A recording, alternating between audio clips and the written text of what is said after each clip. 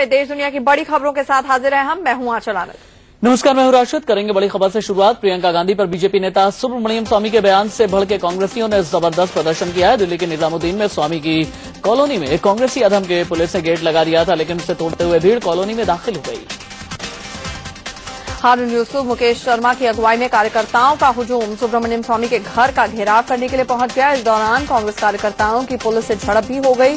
Gate बंद कर दिया गया, लेकिन भीड़ के दबाव में गेट धराशाही हो गया। पुलिस ने स्वामी के घर के आगे बैरिकेडिंग की थी, लेकिन कांग्रेसी उस पर भी चढ़कर नारेबाजी करते रहे। कांग्रेस ने सुब्रमण्यम स्वामी से बयान वापस लेने की मांग की है। कांग्रेस ने स्वामी के बयान की शिकायत चुनाव आयोग में भी करने की बात कही। मध्य प्रदेश के शिवपुरी में बीजेपी नेता सुषमा स्वराज बीजेपी नेताओं और शिवपुरी कैंडिडेट पर जमकर बरसी। सुषमा यहां पर बीजेपी कैंडिडेट जयभान सिंह पवैया के समर्थन में सभा करने के लिए पहुंची थी, लेकिन उन्हें हेलीपैड पर कोई भी रिसीव करने नहीं पहुंचा। इससे वो खफा हो। सुषमा जब शिवपुरी पहुंची तो हेलीपैड पर बीजेपी कैंडिडेट तो छोड़िए कोई नेता तक मौजूद नहीं था। सुषमा ने हेलीकॉप्टर से उतरकर एक गाड़ी में थोड़ी देर इंतजार किया, लेकिन जब कोई नहीं आया तो सुषमा का पारा चढ़ गया और वो बिना सभा किए ही वापस जाने लगी।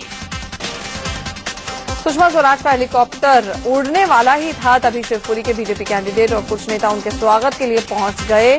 सुषमा इस कदर गुस्से में थी कि हेलीकॉप्टर से बाहर तक नहीं निकली। काफी देर तक उन्हें मनाने की कोशिशें होती रही, हाथ जोड़े गए, मिन्नतें की गई, लेकिन सुषमा नहीं मानी।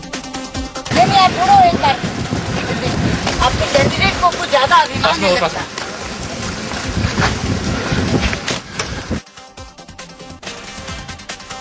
चुनाव से ठीक पहले बिहार के मुख्यमंत्री नीतीश कुमार को बड़ा झटका लगा है। किशनगंज संसदीय क्षेत्र से जेडीयू कैंडिडेट अख्तरुल ईमान ने अपनी उम्मीदवारी वापस ले ली।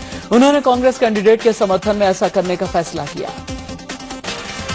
जेडीयू कैंडिडेट अख्तरुल ईमान के नाम वापस लेने के बाद किशनगंज में कांग्रेस कैंडिडेट असरारुल हक और बीजेपी कैंडिडेट डी के जायसवाल के बीच में सीधा मुकाबला देखने को मिलेगा। इस सीट पर 24 अप्रैल को मतदान है। अख्तरुल ईमान हाल ही में आरजेडी छोड़ जेडीयू में शामिल हुए थे। वो आरजेडी के उन 13 विधायकों में से हैं जिन्होंने लालू यादव की पार्टी के खिलाफ बगावत की थी। इनाम के तौर पर नीतीश ने उन्हें किशनगंज से टिकट दिया था। गांधी परिवार में तल्खी थमने का नाम ही नहीं ले रही है। प्रियंका गांधी ने तो अपने चचेरे भाई वरुण गांधी को सीधे सीधे विश्वासघाती करार दे दिया है। अमेठी पहुंची प्रियंका ने कहा कि वरुण ने उनके परिवार के साथ ही विश्वासघात किया। expressed his views in the last election about certain things, and I don't agree with them. I strongly disagree with those views, and I feel that it's a betrayal of my family. Priyanka ने वरुण गांधी पर निशाना साधते हुए कहा कि वो भले ही खून के रिश्ते में हो, लेकिन हमारी लड़ाई विचारधारा की है। पहले प्रियंका ने कहा था कि वरुण रास्ता भटक गए हैं। Is this a family war playing out? Not a family tea party. It's an ideological war, and anybody, no matter how close they are, has blood relations. Varun Gandhi की बात छिड़ने पर प्रियंका गांधी भावुक हो उठी और उन्हें अपने पिता राजीव गांधी याद आ गए। वरुण को निशाने पर लेते हुए प्रियंका ने कहा कि कोई किसी का अपमान कैसे कर सकता है। My father died for the unity of this country. I cannot disrespect that for anybody, even if it were my own child. उधर रास्ता भटका हुआ बताने पर बीजेपी नेता वरुण गांधी ने अपनी चचेरी बहन प्रियंका गांधी पर पलटवार किया। सुल्तानपुर से बीजेपी उम्मीदवार वरुण ने कहा कि मैंने कभी भी मर्यादा और शालीनता की सीमा नहीं रंगी। मैंने इन 10 वर्षों की राजनीति में कभी भी लक्ष्मण रेखा शालीनता की नहीं तोड़ी है, चाहे वो अपने परिवार के लोग हों, चाहे वो दूसरे दल के वरिष्ठ नेता क्यों ना। वरुण गांधी ने अपने प्रियंका गांधी को करारा जवाब भी दिया। उन्होंने कहा कि मेरी शालीनता का कोई मेरी कमजोरी समझने की गलती ना करे। इन दिनों कुछ बातें सुनने में आई हैं कि हमारे शराफत को, हमारे उदारता को कोई कमजोरी न समझे। प्रियंका गांधी ने कहा था कि वरुण गांधी रास्ता भटक गए हैं। इस बयान के जवाब में वरुण ने कहा कि मेरे रास्ता भटकने पर फोकस करने से ज्यादा जरूरी है कि देश किस रास्ते पर जा रहा है। बात हुई है मेरे रास्ते पे। मेरा रास्ता इतना महत्वपूर्ण नहीं है, लेकिन मैं देश के रास्ते को मजबूत करूं, ये मजबूती की बात रखनी चाहिए। वरुण गांधी ने राजनीति से वंशवाद खत्म करने की भी बात कही। उन्होंने कहा कि राजनीति को सुधारने के लिए वंशवाद खत्म कर आज राजनीति को यदि सुधारना है तो एक वंशवाद कम करना पड़ेगा। अब मेरा नाम वरुण गांधी है, अगर मेरा नाम वरुण वर्मा या वरुण यादव या वरुण दीक्षित या वरुण सिंह होता तो आज मुझे ये जगह नहीं मिलती। बीजेपी के तेज तर्रार नेता और मेनका गांधी के बेटे वरुण गांधी ने सुल्तानपुर सीट से नामांकन दाखिल किया। वरुण गांधी पीलीभीत से मौजूदा सांसद हैं, लेकिन इस बार सुल्तानपुर से चुनाव मैदान में है। नामांकन के दौरान दाखिल किए गए हलफनामे में वरुण गांधी ने अपनी कुल संपत्ति 11 करोड़ 5 लाख रुपए बताई है, जिसमें करीब 3 करोड़ 85 लाख बैंक अकाउंट में है और करीब 7 करोड़ 16 लाख फिक्स डिपॉजिट में। नामांकन से पहले रोड शो के दौरान वरुण गांधी खुली गाड़ी में बैठे हुए थे। उन्होंने हाथ जोड़कर और हाथ हिलाकर लोगों का अभिवादन स्वीकार किया। रोड शो के दौरान बीजेपी समर्थकों में खासा उत्साह भी देखने को मिला। रोड शो में वरुण गांधी पर जमकर फूलों की बारिश हुई। वरुण समर्थक पूरे जोश में और उत्साह के साथ नामांकन के लिए आगे बढ़े। वरुण का काफिला कई इलाकों से होता हुआ गुजरा। आज आम आदमी पार्टी के उम्मीदवार कुमार विश्वास का भी नामांकन रहा। कुमार विश्वास अमेठी से राहुल गांधी के खिलाफ चुनाव लड़ रहे हैं। बीजेपी ने इस सीट पर स्मृति ईरानी को मैदान में उतारा है। नामांकन के लिए कुमार विश्वास ने अमेठी से गौरीगंज तक पैदल मार्च किया। इस मौके पर उन्होंने कहा कि राहुल गांधी 3 हेलीकॉप्टर्स लेकर आए थे और उन्होंने सुरक्षा के नाम पर देश का इतना पैसा ही बर्बाद कर दिया। बिहार के हाजीपुर से लोक जनशक्ति पार्टी प्रमुख रामविलास पासवान ने पर्चा भरा। इस सीट पर रामविलास पासवान का मुकाबला जेडीयू के रामसुंदर दास से है। बिहार में बीजेपी और एलजेपी का गठबंधन है।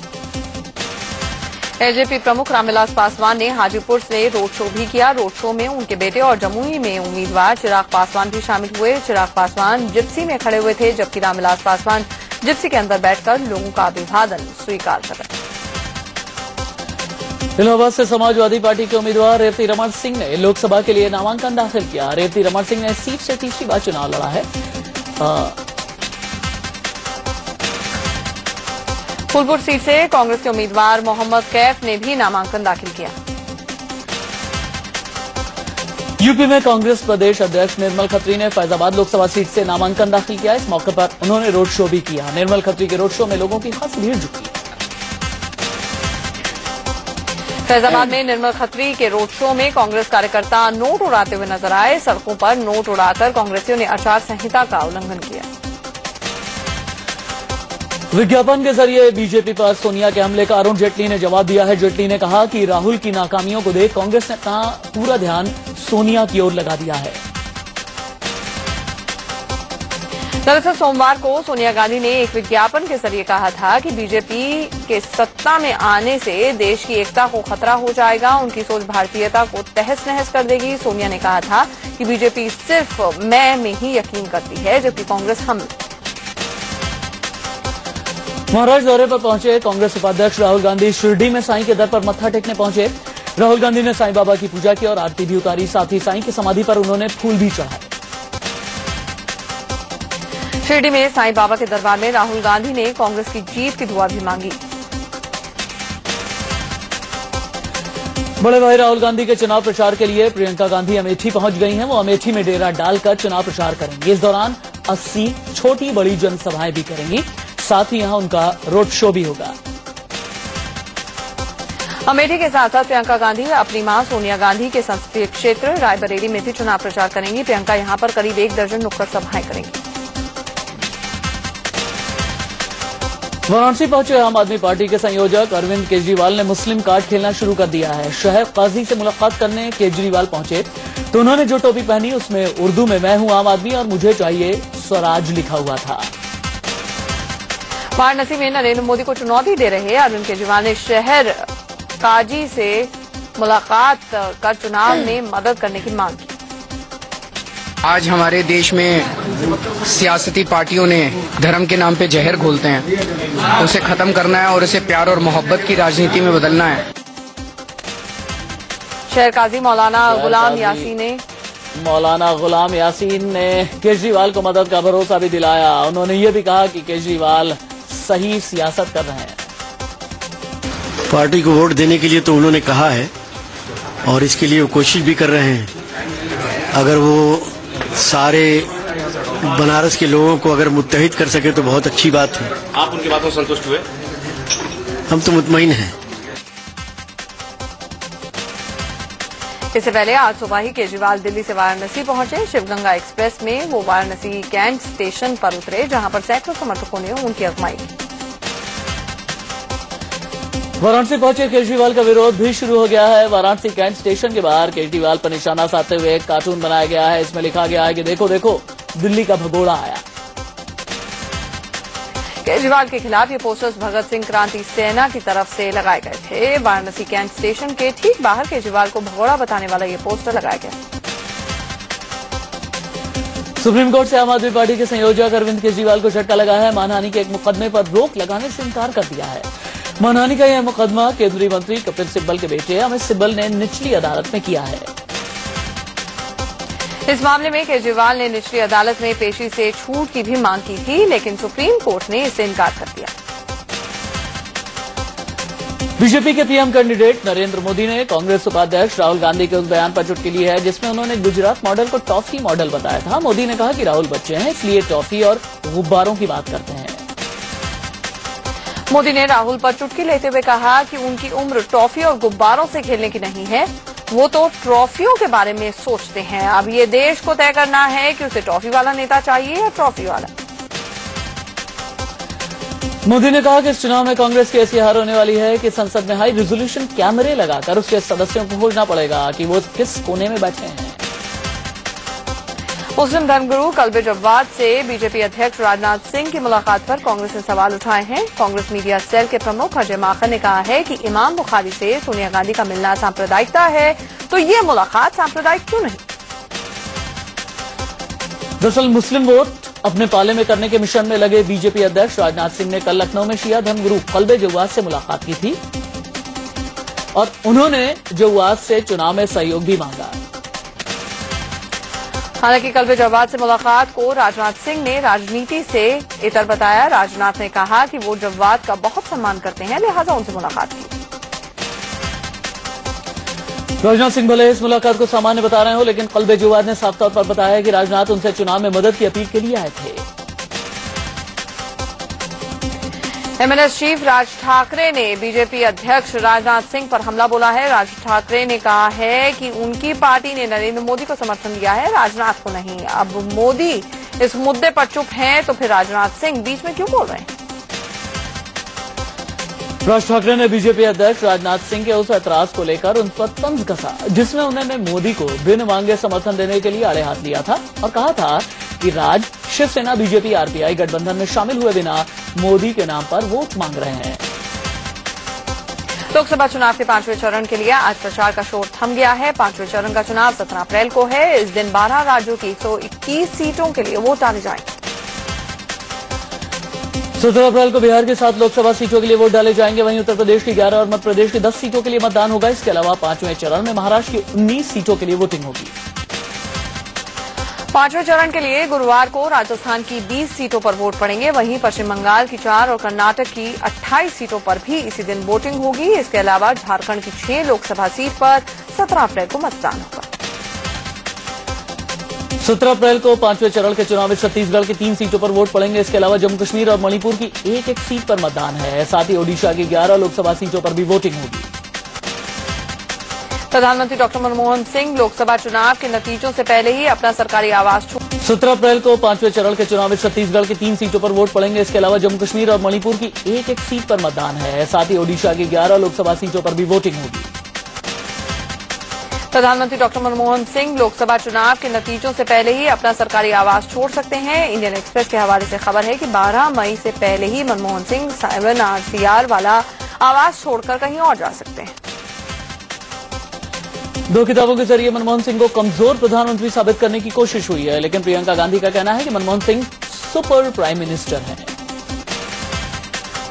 पीएम के पूर्व मीडिया सलाहकार संजय बारू की किताब से मनमोहन सिंह का परिवार बेहद नाराज है। पीएम की बेटी उपेंद्र सिंह ने कहा है कि संजय बारू ने अनैतिक और विश्वासघात का काम किया है। बारू ने अपनी किताब में पीएम को सोनिया गांधी की कठपुतली बताया है। शिवसेना प्रमुख उद्धव ठाकरे ने शरद पवार पर निशाना साधते हुए कहा कि पवार को अब कोई नहीं पूछता। अमृतसर से बीजेपी उम्मीदवार अरुण जेटली ने अपने परिवार के साथ नए घर में प्रवेश किया। गृह प्रवेश के मौके पर उन्होंने पाठ और हवन भी कराया। जेटली ने अमृतसर में हाल ही में ये घर 1 करोड़ रुपए में खरीदा था। इलाहाबाद में आम आदमी पार्टी ने पूर्व प्रधानमंत्री लाल बहादुर शास्त्री के पोते आदर्श शास्त्री को चुनाव मैदान में उतारा है। खबर है कि आदर्श शास्त्री के पिता अनिल शास्त्री कांग्रेस की तरफ से उनके खिलाफ चुनाव प्रचार करने वाले हैं। यूपी के कासगंज से आरएलडी कांग्रेस के संयुक्त प्रत्याशी जोगिंदर सिंह भदौरिया के प्रचार में टीवी अभिनेत्री सारा खान पहुंची। सारा ने यहां पर रोड शो किया और भदौरिया के लिए वोट भी मांगे। गुजरात में एक साथ आम आदमी के पार्टी के करीब 300 कार्यकर्ताओं ने इस्तीफा दे दिया। इन कार्यकर्ताओं ने आरोप लगाया कि पार्टी अपने मूल उद्देश्य से भटक गई है। मध्य प्रदेश के ग्वालियर में बीजेपी उम्मीदवार नरेंद्र सिंह तोमर के लिए प्रचार करने वाले एक नेता को पुलिस ने गिरफ्तार कर लिया। नरेंद्र के करीबी मायाराम तोमर के घर से भारी मात्रा में अवैध शराब पकड़ी गई थी। मध्य प्रदेश के इंदौर में मिल मजदूरों ने चुनाव के बहिष्कार का फैसला किया। हुकुमचंद मिल के मजदूरों ने बैठक कर बीजेपी और कांग्रेस के प्रति नाराजगी जताते हुए इनका चुनाव में बहिष्कार करने का फैसला किया। के बाद एक बार फिर स्वागत है आपका सुपरफास्ट 100 में। बात करते हैं लोकसभा चुनाव में पहली बार किसी सर्वे में एनडीए को पूर्ण बहुमत मिलता हुआ नजर आ रहा है। हंसा रिसर्च ग्रुप के सर्वे में एनडीए को 275 सीटों का अनुमान है, जो कि बहुमत से 272 सीटों के आंकड़े से 3 सीटें ज्यादा हैं। वहीं यूपीए को 111 और अन्य को 157 सीटों का अनुमान है। हंसा रिसर्च ग्रुप के सर्वे में बीजेपी की बल्ले बल्ले दिख रही है। बीजेपी को 226 सीटें मिलने का अनुमान है। हंसा रिसर्च ग्रुप के सर्वे के मुताबिक मोदी की अगुवाई में चुनाव लड़ रही बीजेपी को 34.5% वोट इस लोकसभा चुनाव में मिल सकते हैं। हंसा रिसर्च ग्रुप के सर्वे में बताया गया है कि यूपी में बीजेपी को बड़ा फायदा हो रहा है और 80 में से 51 सीटें बीजेपी को मिल सकती हैं। हंसा रिसर्च ग्रुप के सर्वे में बिहार में भी एनडीए की बल्ले बल्ले नजर आ रही है। 40 में से 24 सीटें बीजेपी एलजेपी को मिलने का अनुमान है। सुप्रीम कोर्ट ने किन्नरों को थर्ड जेंडर यानी तीसरे लिंग के रूप में मान्यता दे दी है। सुप्रीम कोर्ट के इस फैसले से उनकी बहुत पुरानी मांग पूरी हो गई। कोर्ट ने केंद्र सरकार को हुक्म जारी किया है कि वो किन्नरों को स्वास्थ्य और शिक्षा की सुविधा मुहैया कराए। सुप्रीम कोर्ट ने किन्नर समुदाय को आर्थिक और सामाजिक रूप से पिछड़ा मानते हुए मानने का आदेश दिया है। कोर्ट ने कहा है कि किन्नर इस देश के नागरिक हैं और उन्हें भी शिक्षा काम पाने का पूरा हक है। सुप्रीम कोर्ट ने प्रशासन को किन्नरों की स्थिति में सुधार का भी हुक्म दिया। कोर्ट के फैसले के बाद किन्नरों को पिछड़े वर्गों की श्रेणी में गिना जाएगा और इसके तहत उन्हें आरक्षण और दूसरी तरह की सुविधाएं भी हासिल होंगी। भारत में जन्मे विजय शेषाद्री को साल 2014 के पुलित्जर अवार्ड से सम्मानित किया गया है। मध्य प्रदेश के उज्जैन में एक ऑयल फैक्ट्री में आग से अफरा तफरी मच गई। यूपी के चंदौली में केमिकल फैक्ट्री में भीषण आग लग गई। आग में लाखों का सामान जलकर खाक हो गया। गुड़गांव सेक्टर 44 में सिलेंडर फटने से लगी आग के चलते 20 से ज्यादा झुग्गियां जलकर खाक हो गई। आग लगने के चलते झुग्गियों में रखे छोटे सिलेंडरों में लगातार धमाके होते रहे। कानपुर के राखी मंडी इलाके में भीषण आग लगने से 35 झुग्गियां जलकर खाक हो गईं। आग ने झुग्गियों के पास के प्लास्टिक गोदाम को भी अपनी चपेट में ले लिया।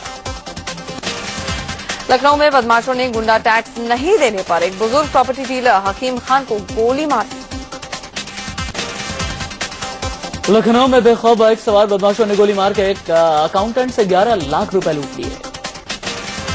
यूपी के मेरठ में बेटी से छेड़छाड़ का विरोध करने पर 3 भाइयों ने एक डॉक्टर को कथित तौर पर पीट कर मार डाला।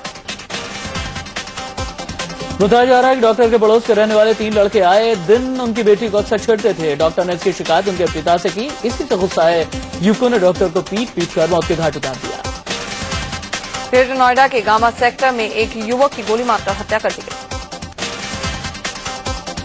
आगरा के मंडी इलाके में कल्याण होटल में एक शादी समारोह के दौरान 2.5 लाख रुपए के गहनों की चोरी हो गई।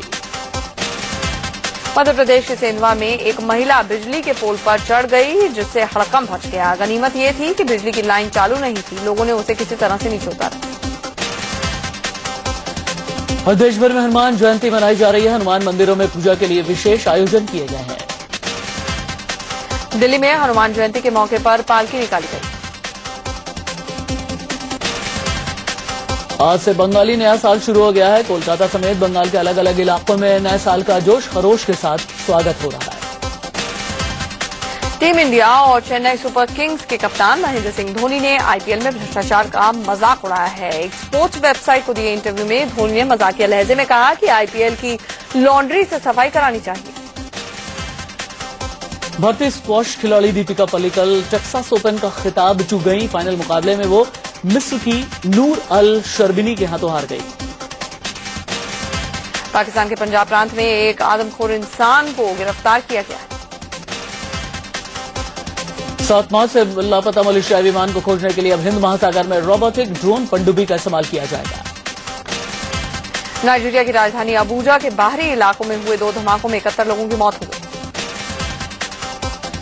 चिली के जंगलों में भीषण आग का कहर जारी है। जंगल की आग रिहायशी इलाकों में पहुंचने से कई घर जलकर खाक हो गए। इमरान हाशमी की आने वाली फिल्म राजा नटवरलाल का फर्स्ट लुक जारी किया गया। 2 साल पहले इंग्लिश फिल्म से कमबैक करने वाली श्रीदेवी 2 फिल्मों में नजर आने वाली हैं। दीपिका पादुकोण और रणवीर सिंह की ऑफ स्क्रीन जोड़ी भी सार्वजनिक तौर पर अब नजर आने लगी। बच्चों को लुभाने और सिखाने के लिए बनाई गई अमिताभ बच्चन की फिल्म भूतनाथ रिटर्न्स पब्लिक को पसंद आ रही है। अभिनेता जैकी श्रॉफ के बेटे टाइगर श्रॉफ की फिल्म हीरोपंती का पहला गाना रिलीज हुआ।